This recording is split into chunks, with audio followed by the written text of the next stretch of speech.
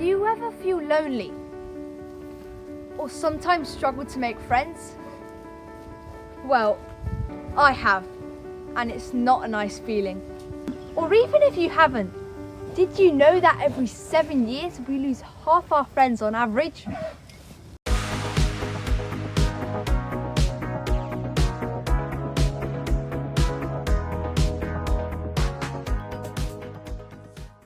Hi guys, welcome back to my channel. Today and next week we'll be discovering the secrets of friendship. It doesn't matter if you're a star tennis player, the Prime Minister, or if you've just discovered the cure for COVID. Having friends is a way to share your life and is one of the most fulfilling experiences. So, how do we build those relationships? Stay tuned. A couple of years ago, in summer, I met a boy at the beach. We got so close, we thought we were going to be best buddies forever. However, at the end of the holiday, I went back to England and he went back to Ireland, and the relationship ended. So, what does this tell us about friendship? This shows us that physical proximity is crucial to solidifying a relationship, especially in the beginning. So, why not try and make friends with people you see a lot?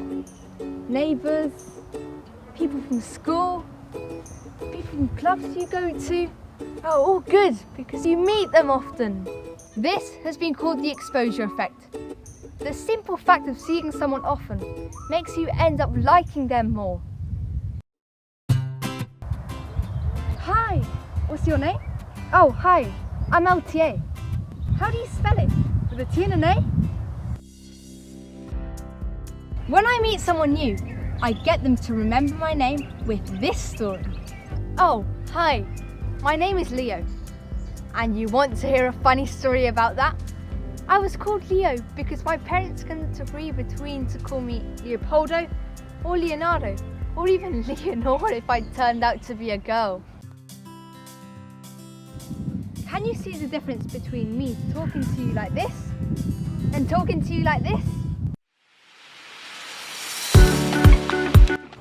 It has been proven that we connect better and feel more comfortable with people that we believe are like us. But how do you find what you have in common?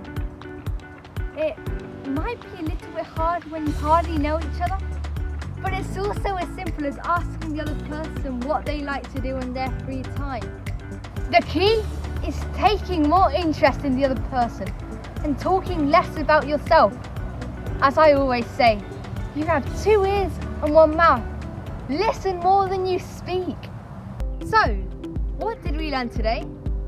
Today we learned that the 5 crucial things are proximity, learn his name, find a way for him to learn your name, body position, and find what you have in common.